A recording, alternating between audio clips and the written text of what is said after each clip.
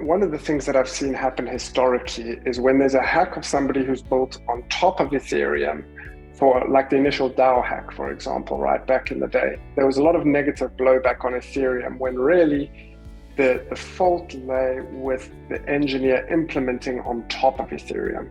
So it's very important to make the distinction of, is it an Ethereum error or a user error on Ethereum which negatively blows back on Ethereum, right? So with any change in fundamental architecture, there will be subtle changes. The attack vectors will evolve, and there will be new possibilities for people to attack the system, and there will be engineers that aren't 100% up to speed on the new system developing code.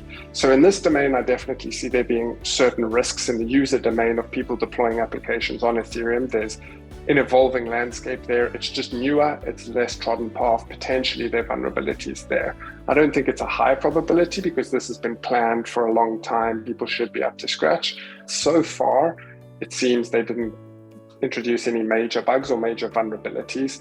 I feel reasonably confident, as it seems does the market, that things are in a solid state, but there's no piece of software without bugs, right? The question is just how severe is that bug? And so far it's held strong. If somebody were to attack it, you would expect they would do it sooner rather than later, because if there's a vulnerability, you're not the only person who's going to find it, right? The more time passes, the more sure you can be that there isn't a vulnerability. It wasn't Ethereum that was breached. It was never Bitcoin that was breached. It was things built on top of these magnificent innovations that are absolutely of a Nobel Prize level to me.